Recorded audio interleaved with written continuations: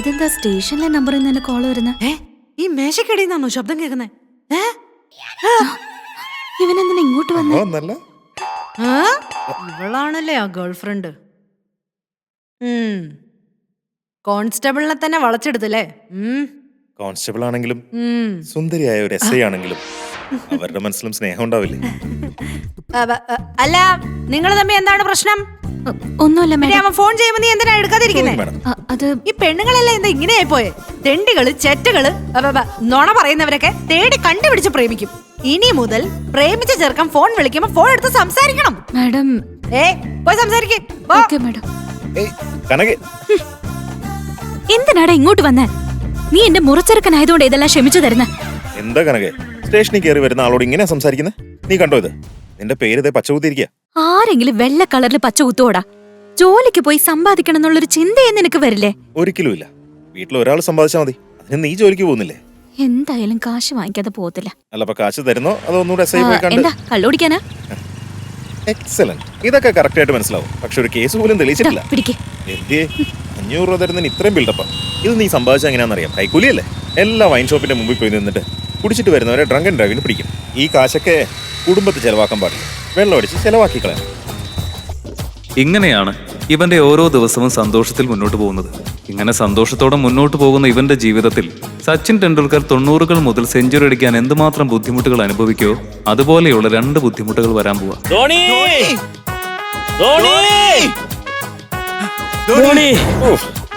വീട്ടിൽ വന്ന് എന്തിനാണ് ഒച്ചുണ്ടാക്കുന്നേ? കുമാരൻ ബാലു എന്തി?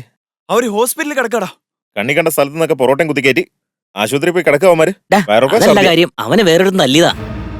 ആരടാ? ആ ഗാന്ധി അങ്ങളെ ചെക്കനാ. അവന്റെ പേരെന്താ? സേവാഗ്. സേവാഗ്? എങ്ങനെ ധൈര്യം വന്നടാ ചെയ്യാൻ? സത്യം പറയടാ. ആരാ? നമ്മുടെ ഏരിയയിലെ പയ്യനെ ദേവത്വം കൈവച്ചു. ധോണിയുടെ അവന്റെ പിള്ളേരുടെ അടുത്തും പറഞ്ഞാ പോരെ? അല്ല ചേട്ടാ, അവൻ കൈവച്ചത് ധോണിയുടെ ഫ്രണ്ടിന്റെ മേത്താ. ധോണിയുടെ പിള്ളേരുടെ മേത്ത് കൈവച്ചെന്നാ? അതാരാന്ന് പറ. ബാക്കി കാര്യം ഞാൻ ഏറ്റു. അവന്റെ പേര് സേവാഗ്. സേവാഗ? 10 മിനിറ്റിൽ അവന്റെ ഡെഡ് ബോഡി ധോണിയുടെ മുന്നിലുണ്ടാവും. ഞാൻ വിളിക്കാം. ധോണി, നീ ആ കാര്യം വിട്ടേക്ക്. ആശാനോട് പറഞ്ഞ ദൈവത്തിനോട് പറയുന്ന പോലെ സേവാഗ് ഇന്ന് തീരും. ആശാനെ വിളിക്കുന്നേ. ഹലോ അനിയ, ഇത് ഏത് സേവാഗാണെന്നൊന്നും തെളിച്ചു പറയാമോ? അണ്ണാ, ഡൽഹിയിലെ സേവാഗല്ല, ഇവിടുത്തെ ചെന്നൈയിലെ സേവാഗ. അതല്ല അനിയ, ക്രിക്കറ്റ് പ്ലെയർ സേവാഗിനെ പോലും ഈസി ആയിട്ട് ഔട്ടാക്കാം. എന്നാ നിങ്ങൾ പറഞ്ഞ സേവാഗിന്റെ അടുത്ത് കളിക്കാന്ന് പറഞ്ഞാൽ കുറച്ച് ബുദ്ധിമുട്ടാണ്. പിന്നെ സേവാഗിന്റെ കാര്യം പറഞ്ഞ് എന്നെ വിളിക്കാൻ നിൽക്കണ്ട, ഞാൻ വയ്ക്കുക.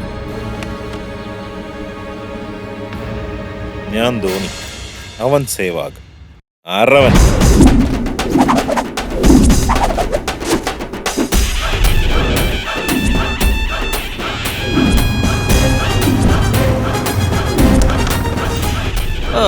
ഇവനാണോ ധോണി? ഇവനാണോ അപ്പൊ സേവാഗ്?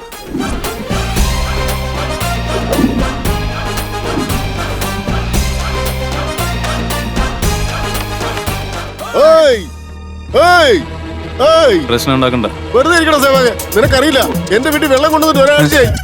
നിക്കണേ, ഇന്നും കൂടെ നീ വെള്ളം കൊണ്ടുവന്നില്ല. എടാ ഉണ്ടമ്പൊരി കണ്ണ, നിനക്ക് ഇക്കാര്യം ഇപ്പൊ തന്നെ പറയണതല്ലേ?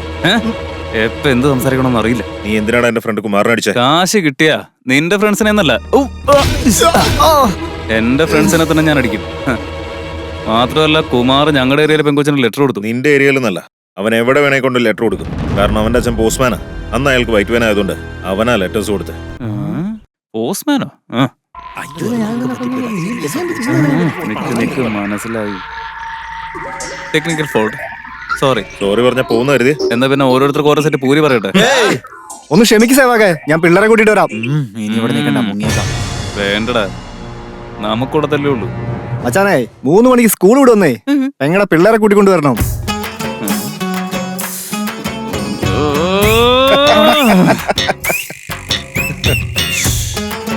ഒന്ന് പിന്നിലേക്ക് നോക്കിയേ. അയ്യോ, എന്റെ ഫ്രണ്ട്സ് മാത്രമല്ല, നിന്റെ ഫ്രണ്ട്സും പോയി കഴിഞ്ഞു. വിരാട് കോഹ്ലി ഇനി എന്താ ചെയ്യാൻ പോകുന്നു മിസ്റ്റർ രാജ്കിരൺ? എന്റെ പേര് ഏതൊരു കാര്യത്തിൽ ഇറങ്ങുന്നതിന് മുന്നേ അതിന്റെ ഫുൾ ഡീറ്റെയിൽസ് എടുക്കുന്ന എന്റെ ശീലം. That's my policy. നിന്റെ അച്ഛൻ രാജ്കിരൺ ഫാൻ, അതുകൊണ്ടല്ലേ ആ പേര് വെച്ചിരിക്കുന്നത്. Am I right? Yes, Mr. Ramarajan. എനിക്കൊരു കാര്യം അറിയും. രാജ്കിരൺ, രാമരാജ്, അവർ രണ്ടുപേരും ഫ്രണ്ട്സാ. അവര് ഫ്രണ്ട്സ് ആയിട്ടിരിക്കുമ്പോ അവരുടെ പേരുള്ള നമ്മളും ഫ്രണ്ട്സ് ആയിട്ടിരിക്കില്ലേ? കറക്റ്റ്. നമ്മളിപ്പോ തല്ലുകൂടിയാലും അത് കാണാൻ ഇവിടെ ആരുമില്ല. So friends. സുധേ ഇപ്പൊ തന്നെ മണി 8 10 മണിക്ക് അവിടെ ഇന്റർവ്യൂവിന് എത്തേണ്ടതാ. അവൻ എവിടെ പോയി കിടക്കാടി? അച്ഛാ അവൻ കള്ളു കുടിച്ച് ഏത് റൂട്ടിൽ പോയി കിടന്നാലും ബ്രേക്ക്ഫാസ്റ്റിന്റെ സമയത്ത് എന്തായാലും കറക്റ്റ് ആയിട്ട് വന്നു. ഏയ് ഒന്നും മിണ്ടായിരിക്കടി. നിന്റെ അച്ഛൻ ഇപ്പോഴാ ആരുടെയൊക്കെയോ കൈയും കാലം പിടിച്ച് അവനൊരു ഗവൺമെന്റ് ജോലി ശരിയാക്കി വെച്ചിരിക്കുന്നത്. അവനെ എങ്ങനെയെങ്കിലും എന്തെങ്കിലും പറഞ്ഞ് നമുക്ക് ഈ ഗവൺമെന്റ് ജോലിക്ക് വിടണം. ആ ദേ ചേട്ടൻ വന്നു മോളെ. എന്റെ മോനെ, നീ രാത്രി മുഴുവൻ എവിടെയായിരുന്നു? മുഖമൊക്കെ പാടിയിരിക്കുന്നു. നീ ഇതെവിടെ പോയതാ? ഗവൺമെന്റ് ജോലിക്ക് വേണ്ടി ഞാൻ ഒരു ഓഫീസറെ കാണാൻ പോയതാ. അതെയോ? അദ്ദേഹത്തിന്റെ ഫുൾ ഡീറ്റെയിൽസ് വാങ്ങിയിട്ടുണ്ട്. ഡീറ്റെയിൽസ് വാങ്ങിയിട്ട് അവർ ഓടിക്കളഞ്ഞോ? വല്ല പാട്ടാണ് കൊടുത്തത്. ഇനിയൊന്നും പേടിക്കാനില്ലമ്മേ, ഈ ജോലി കൺഫേം ആവും. പിന്നെ കൈ നിറച്ച് കാശല്ലേ. പിന്നെ എന്താന്ന് വെച്ചാലേ ഈ ജോലി കിട്ടാനായിട്ട് ഒരു 6 മാസമാവും. പിന്നെ ഈ ജോലിക്ക് വേണ്ടിട്ട് 6 വർഷം വേണമെങ്കിൽ വെയിറ്റ് ചെയ്യാന്ന് പറഞ്ഞു ഞാൻ. എന്തായാലും നമുക്ക് നോക്കിയേ, ഈ 60 വർഷം വേണമെങ്കിലും വെയിറ്റ് ചെയ്തു, പക്ഷെ എന്നെ കൊണ്ട് വെയിറ്റ് ചെയ്യാൻ പറ്റില്ല. എന്താമ്മേ, അച്ഛൻ നമ്മളെയൊക്കെ വിട്ട് കാശിക്ക് പോയി അഗൗരികളുടെ കൂടെ ചേരാൻ പോവാ? കാശിക്കൊന്നും പോവല്ലേ, നീ ഇങ്ങനെ ഓസിനെ തിന്നുവല്ലേ, അതുകൊണ്ട് ജോലിക്ക് പോവാനാ നീ പറഞ്ഞു. ഇങ്ങനെ സംസാരിച്ചോണ്ടിരുന്ന നിന്റെ ജോലി പോകും. പറഞ്ഞേക്കാം, ഒരു ജോലി കിട്ടാൻ എന്ത് ബുദ്ധിമുട്ടാണെന്നറിയോ? ജോലിയിൽ ഏറ്റവും പ്രധാനം പഞ്ചുവാലിറ്റി. സമയം കണ്ട നീ. ഡാ, നീ അവളോട് വെറുതെ മെക്കിട്ട് കയറണ്ട. നമ്മുടെ കോർപ്പറേഷൻ ഓഫീസിൽ ഒരു പിയുടെ വേക്കൻസി ഉണ്ട്. എന്താണ് മേടിച്ചു നോക്കുന്നത്? SSLC പോലും പാസ്സാകാത്ത നിനക്ക് ഓഫീസറുടെ ജോലി വെച്ചിരിക്കല്ലേ? എടാ, ആ കൗൺസിലർ ഭയങ്കര സ്ട്രിക്റ്റ് ആയിട്ടുള്ള പെണ്ണുപിള്ളയാ. എന്തൊക്കെ റെക്കമെൻഡേഷൻ ഉണ്ടെങ്കിലും ഇന്റർവ്യൂ വെച്ച് ആളെ എടുക്കുള്ളൂ. 9 മണിക്ക് ഇന്റർവ്യൂ കുളിച്ചിട്ടിറങ്ങാൻ നോക്കട്ടെ. കാപ്പി എടുത്തോണ്ടി പെട്ടെന്ന് ആടറി. മോനല്ലേ, പോവാ നോക്ക്. കണ്ടില്ലേ, ഫ്യൂച്ചറിൽ PM ആവണ്ട എന്നെ പ്യൂണിന്റെ ജോലിക്ക് അയക്കുക. വലിയ വലിയ ലെജൻസിനൊക്കെ ഇതുപോലെ ചായ കൊടുത്താൽ തുടക്കം. എന്തായാലും പോയി നോക്കാം. എന്നാ മച്ചാ കയ്യില് ഫയല് എന്തിനാണ് വിളിപ്പിച്ചത്? ഒരു ഗവൺമെന്റ് ഓഫീസിലെ പ്യൂണിന്റെ ജോലിക്ക് വേണ്ടി പോവാളിയാ. പ്യൂണോ? മച്ചാനെ, നീ ആ ലെവലിലൊക്കെ പഠിച്ചിട്ടുണ്ടോ? നീ വെറുതെ എന്നെ ചൊറിയാൻ നിൽക്കലും മച്ചാനെ. എന്റെ വീട്ടിലുള്ള ആർക്കും ഞാൻ വെറുതെ ഇരിക്കുന്ന ഇഷ്ടമല്ല. എനിക്കും അതൊന്നും ഇഷ്ടമല്ലല്ലോ. നീ എന്തെങ്കിലും ചോദിച്ചാൽ ഞാൻ പറയാറില്ലേ? അതുപോലെ തന്നെയാണോ മച്ചാനെ? ഇന്റർവ്യൂവിന് പോയിട്ട് എന്നോട് ഒരു ചോദ്യം ചോദിക്കാതെ അപ്പൊ തന്നെ അപ്പോയിന്റ്മെന്റ് ലെറ്റർ തന്ന് 4 മാസത്തെ അഡ്വാൻസ് ശമ്പളം തന്ന് എപ്പോഴെങ്കിലും എപ്പോഴെങ്കിലും പോകുന്നു പറഞ്ഞാ നല്ല രസമായിരിക്കും. ഇതൊക്കെ നീ ഇന്റർവ്യൂ അറ്റൻഡ് ചെയ്ത് പാസ്സായാലല്ലേ? നീ ധൈര്യമായിട്ട് പൊക്കോ, ഒന്നും നടക്കാൻ പോകുന്നില്ല. ഞാൻ പാസ്സാവില്ലല്ലേ? നീയൊക്കെ എങ്ങനെ പാസ്സാവാനാ മച്ചാനെ? സപ്പോസ് ഇന്റർവ്യൂല് ബിവറേജ് എപ്പോഴാണ് ഓപ്പൺ ചെയ്യാൻ, എവിടെയൊക്കെ ബ്ലാക്കിൽ മദ്യം കിട്ടും, അങ്ങനെയുള്ള ചോദ്യങ്ങളൊക്കെ ആണെങ്കിൽ നീ എപ്പോഴേ പാസ്സാവുമായിരുന്നു. പക്ഷെ എന്റെ ഒരു അറിവ് വെച്ച് അങ്ങനെയുള്ള ചോദ്യങ്ങൾ ആരും ചോദിക്കില്ല. ഐ ലവ് യു അളിയ. You are A positive energy. Super. ഒരുപാട് പുകഴ്ത്തുണ്ട്, എനിക്ക് ഇഷ്ടമല്ലത്. ആ മച്ചാനെ, ദിവസമൊന്നും പോയിട്ട് പേരിന് ഇന്റർവ്യൂ അറ്റൻഡ് ചെയ്ത് തിരിച്ചു വന്നാലോ? അത് വേണ്ട അളിയ. കറക്റ്റായിട്ട് സമയത്തിന് പോയാ ചിലപ്പോ ജോലി എങ്ങനെ കിട്ടിപ്പോയാലോ.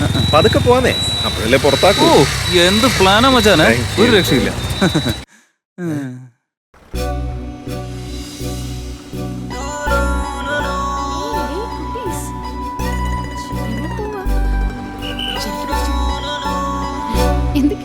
അളിയ ഈ ബസ്സിൽ തന്നെ പോവാം.